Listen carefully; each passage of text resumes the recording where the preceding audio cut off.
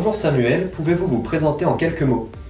Bonjour Quentin, moi c'est Samuel Laura, je suis le fondateur de Cap Insight Analytics, une agence dédiée à l'analytics et l'amélioration de la performance que j'ai créée il y a 10 ans.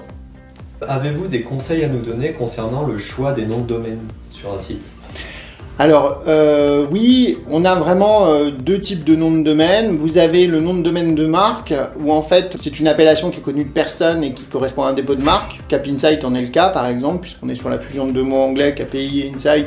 Donc du coup c'est un mot, si vous le tapez, vous trouverez notre agence instantanément, parce que c'est un mot qui n'est pas utilisé dans le langage courant. Et puis d'un autre côté, on aurait pu s'appeler aussi agence analytique géniale.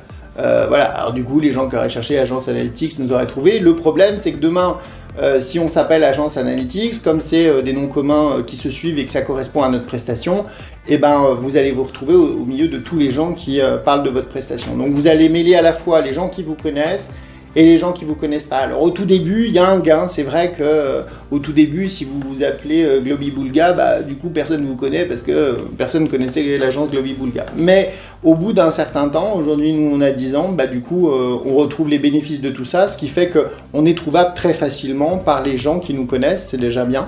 Et puis on essaye de se faire connaître sur d'autres pages avec d'autres mots.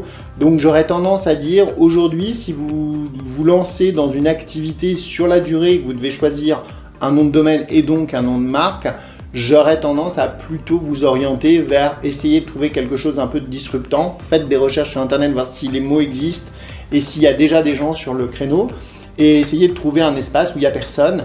Voilà, et donc du coup de cet espace où il n'y a personne, bientôt il y aura vous. Et donc du coup peut-être plutôt un nom spécifique. Et est-il nécessaire de réserver plusieurs noms de domaine pour être sûr de ne pas se le faire voler par exemple?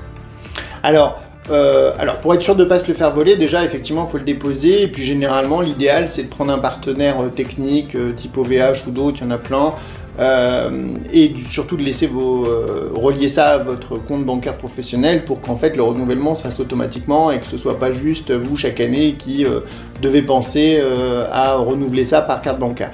Je vous dis ça parce qu'il y a une année où vous n'allez pas voir le mail passer, vous allez oublier, et c'est bien dommage parce que là pour le coup vous avez ce qu'on appelle du cyber-squatting, c'est-à-dire il y a des robots qui sont là pour du coup racheter tous les noms de domaine qui sont oubliés et qui sont oubliés en renouvellement.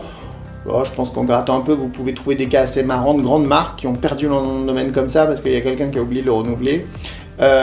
Et donc du coup, pour répondre complètement à votre question, oui, il est intéressant de prendre les noms de domaine un peu proches. C'est vrai que si vous êtes en activité internationale, l'idée c'est d'aller chercher un .com, mais si vous êtes basé en France, déposez le même nom en .fr évidemment. S'il y a plusieurs mots, peut-être avoir la version avec et sans tiret, ça peut être pas mal. L'idée étant d'éviter que quelqu'un vienne vous embêter, et parfois ça peut être votre concurrent qui achète les noms de domaine que vous n'avez pas déposés. Maintenant, je pense qu'on peut avoir un nom de domaine et peut-être 5-6 domaines de protection. Bon, si vous êtes très gros et très en vue et en avez les moyens, après vous pouvez déposer jusqu'à 50-100 noms de domaine pour vraiment protéger tous vos arrières. Eh bien merci Samuel pour toutes vos réponses, et puis nous on se retrouve bientôt pour de prochaines vidéos sur l'analytics.